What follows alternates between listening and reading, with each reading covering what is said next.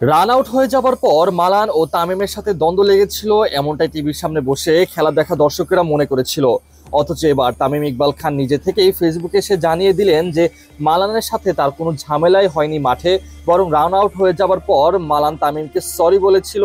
আর সেই সময় বিপক্ষ দলের এক খেলোয়াড়ের সাথে তর্কে জড়িয়েছিলেন মালান, কিন্তু সবাই মনে করছিলেন সেই তর্ক মূলত তামিম ইকবালের সাথেই লেগেছিল। তবে এবার এই ওপেনার নিজে থেকে সেই সব পরিষ্কার করে দিলেন নিজের ফেসবুক পেজে।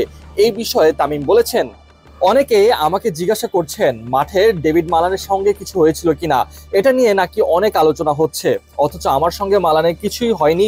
মালান তো ওভাবে জবাব দিচ্ছিল প্রতিপক্ষের একজনকে।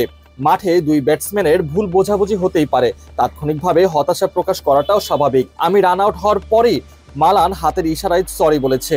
আমি সেদিকে তাকিয়ে মাঠের বাইরে চলে যাই, তার সঙ্গে কোনো কথাই হয়নি। কাছেই থাকা প্রতিপক্ষের এক ফিল্ডার তখন মালানকে একটা কিছু বলেছে যা তার ভালো লাগেনি। মালান সেই ফিল্ডারকে জবাব দিচ্ছিল, তার দিকে এগিয়ে যাচ্ছিল, অথচ সেটাকেই অনেকেই বানিয়ে ফেলেছে আমার সঙ্গে নাকি মালানের ঝামেলা হয়েছে।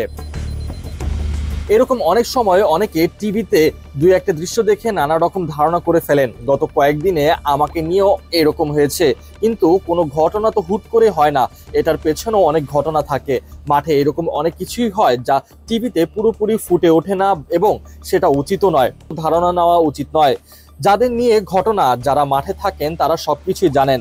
আজকের উদাহরণ দিয়ে আবারও বলছি, টিভিতে দুই এক ঝলক দেখেই সিদ্ধান্তে পৌঁছে যাওয়া উচিত নয়। ধন্যবাদ সবাইকে।